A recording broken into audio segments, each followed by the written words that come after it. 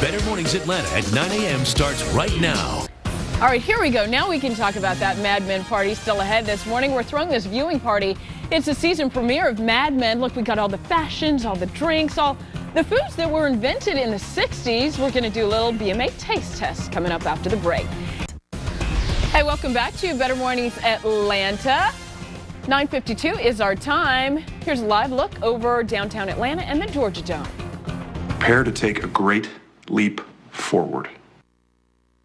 Season 6 of Mad Men premieres next Sunday night. It's set in the 60s, New York City. The show follows the men and women of the ruthlessly competitive advertising industry. Well, throughout the morning, we've been throwing, kind of a Mad Men viewing party here in the studios. We've set kind of things up with Chef Sean O'Keefe, and of course, we've added in our panel of experts. They're all enjoying. Was that like a Bloody Mary this morning? Ooh, throwing it way back to the 60s, huh? All right, so Sean, tell us a little bit about what you got going on, because these are reminiscent of the era, right? Yes, they are reminiscent from the era. So what we did was sort of a high-end gourmet Bloody Mary bar, and then a Swedish meatball, which was everyone's favorite from the time. These little pigs in a blanket. I remember those, yeah. I don't. I wish I did, but that's something that I always think of when I think of like the 60s. Okay. And then the infamous cheese ball, which everybody has a memory of, and I'm actually going to get you to help me make another one of them. And then we just did a roasted cream of tomato soup, and then made these lovely little tins for everybody. Cans. Look at that. So we're all kind of Andy Warhol, You've right? all been Warholized. Warholized. Warholized, Oh, okay. I think would be There's how a we'd name say it. for it. We love that. We love that. Okay, we don't want to burn our grilled cheese. And We're working on that. And I think we did. Oh. Uh-oh. Luckily, there's more. That's what happens when you got too many cooks in the kitchen, It's the right? magic of television. There is more. We're going to work on that one. Should we roll out our cheese ball? Because this, Absolutely. honestly, Sean, I remember from childhood, my mom would make these all the time. So what is actually in here? The cheese bowl is cream cheese, extra sharp cheddar, goat cheese, olives, sun-dried tomatoes, chives, parsley, Worcester, garlic.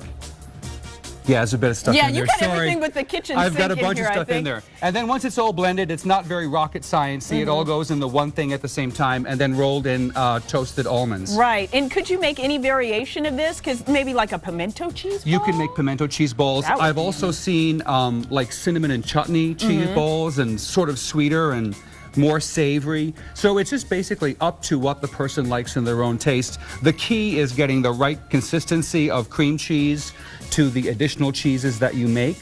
So it has the ability to form and to stay into this lovely shape. Look at that. It's a perfect little cheese ball, and the idea is to not get nuts all over the table. And when you you're did a great doing that. job. Take a look at that. You did a great That's job. not too bad. You'd be willing to serve that at a party? I would. In fact, the one that you made earlier is already in the party. Okay, because I've been in the kitchen all day long. Check out my apron.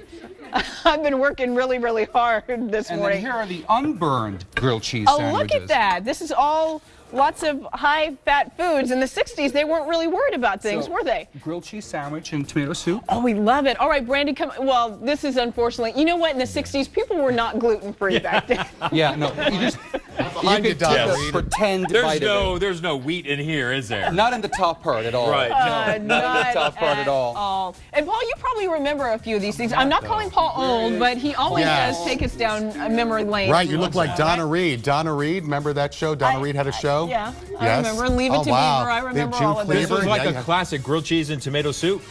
That's classic anytime. Your mom right. never That's made that for timeless. you? Did your mom No. ever make you grilled cheese? My and mom tomato never cooked for me at all. Oh, that's so sad.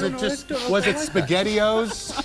Was it SpaghettiOs? Anything in a can. She's like, Yes. go make it. Here, I Go bought make a it. bunch of it. It's in the can. It's in the cupboard. Go make it. He didn't need a knife and a fork, just a can opener. Where's our and he was set. fondue? We should have fondue. Oh, alas, that is another great 1960s. Yeah, treat. late That's 60s, Paul's 70s. trick with the ladies, by Yeah, the way. right, And A of little course, the fondue. Bloody Mary, kind of a standard back then, right? It was. Actually, there are a lot of drinks that we think of as being existing for a very long period of time that started in the 60s.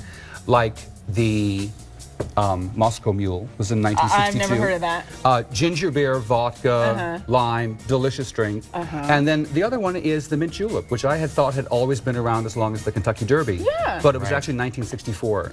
Not too bad. Nothing wrong with going old school. You know what I'm saying? It was signature cocktail time, 1960s. Everybody had a drink in their hand and one waiting. We're young. Paul, that's going to get you far. The next time you've got a date, I want a grilled cheese, some tomato soup, and you get them knocked up with a Bloody Mary. I'm good with fondue, heavy cheese and chocolate. That's right up my alley. It's going to do the trick Yes. every time. Hey, we do have more party tips. Excuse me, more party tips for you and recipes from Sean O'Keefe. Go to the VMA page of CBSAtlanta.com. We posted a link to his website for you there. We do want to get another look at our beautiful models because we're taking a little look back at the 60s. Fondue party at my house later. Hey, happy Monday. We'll see you back here Tuesday morning.